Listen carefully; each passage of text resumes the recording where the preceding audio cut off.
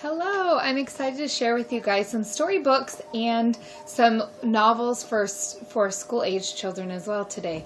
So the first book I want to start with is called The Children Who Loved Books. And this book is so awesome. I shed a little tear when I first read it because this book is all about how reading brings families together. And the illustrations are beautiful and it's such a positive message about reading in the home. So I love this one, of course. Another one, this is one of our family's very favorite books right now, and probably for some time. It's called Dan the Taxi Man, and I actually just met Eric Odie, and he's an amazing person and writer and storyteller. But this is about Dan the Taxi Man, and first of all, I love the story, but I also love the illustrations in this book as well. And it has a lot of onomatopoeia, which is sounds that are words essentially that kind of make a sound. So here comes Maureen with her tambourine, shake a shake crash, shake a shake crash. Then there's Dan beep beep the taxi man going to the show and picking up the band. And there's Tyrone with a saxophone and Star with her electric guitar, wee wazzle wah. So this is a really, really fun, interactive, and engaging book for children that you can read over and over again.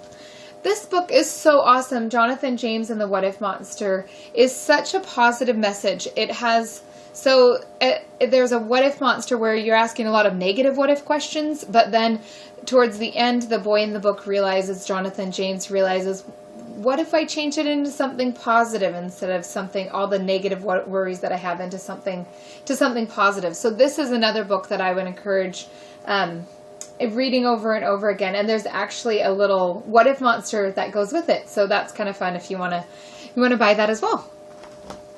This one, I met this author Atanuke, and she is such an amazing author, and I'm going to share a couple of her novels that she's written as well. But this storybook is called Splash, and the illustrations are also amazing, and it's about Anna Hibiscus, who lives in amazing Africa, and she goes to the beach with her family, and nobody wants to go splash with her in the waves, so she ends up splashing by herself, and her laughter is so infectious, her whole family joins her in the water. And so I love the message of this book too. It's just such a positive book, and my son loves to read it again and again.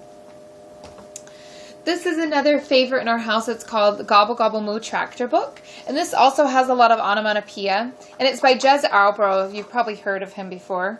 And he has great, amazing illustrations, a really fun book about how the animals are driving the tractor, and they all want to join in. So first the sheep does, then the cat and the cow, etc.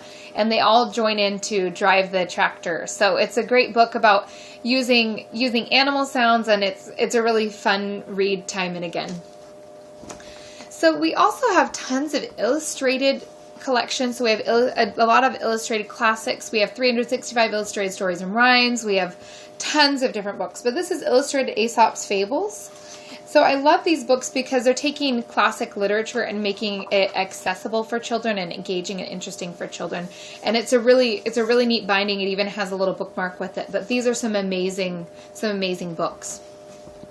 So moving up to school-age children, this is an amazing collection. It's called The Very First Reading Set, and I'll talk about it a little bit later, but it has 15 hardbound books in it, and each book has activities and also a parental guide at the beginning of the book, as well as links that you can be able to watch and use. And there's also a parent's guide at the beginning of this set. So it's an amazing set to engage interest and engage children with reading, but it's geared towards teaching children how to read. So there's very first reading set, and then there's a first reading set that goes after this. But the stories go in order, and you initially you start with the children reading with them, but then by the end they're reading on their own. This is another book. This is a collection of our phonics readers. So we have some smaller phonics readers, but this has 12 books in it, so you're kind of getting more bang for your buck. But it has a CD that comes in it, so that reads all 12 stories. And the illustrations are done by Stephen Cartwright, who, if you don't know, he has a duck hidden on every page of his books. But they're wonderful classic illustrations, and even has some pages that pop out. But it's geared towards children that not only you can read it to any child, but that they can be able to start to read this on their own it has, like I said, 12 different books in there that are really fun and engaging for children. So moving up on the reading scale, we have a couple books by the same author. Hey Jack and Billy B. Brown are both really engaging books for children, but they're really simplistic. So for about first grade reading level, they still have some pictures in it, obviously big words and things like that, but they're really fun and engaging books for children. So here's a couple more books by Atanuke, and this one is about Anna Hibiscus, who lives in Africa, and this book is amazing because it talks about racism and stereotypes and kind of in a really positive way, but it helps to teach about family values and about different family setups because her whole family lives together in a house. So that one's fun. This one's called The Number One Car Spotter and the Firebird. There's actually both of those books are series, as well as the Billy B. Brown and the Hey Jack books as well. And this one is really an engaging story as well about a boy who's really good at spotting cars, but he maybe doesn't have the other talents that other people in his village have, but he's able to use the talents he has in order to still get the same things done as other kids. So it's an interesting way to look at talents and using the abilities that you have. So we have this Extreme Adventure series that's really great for boys specifically, but it's really engaging, and it's for about the middle grades of elementary school. They're really fun books.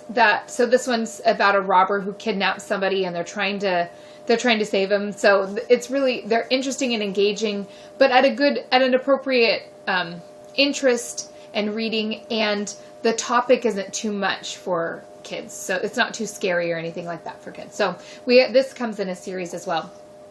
Two more books I want to share.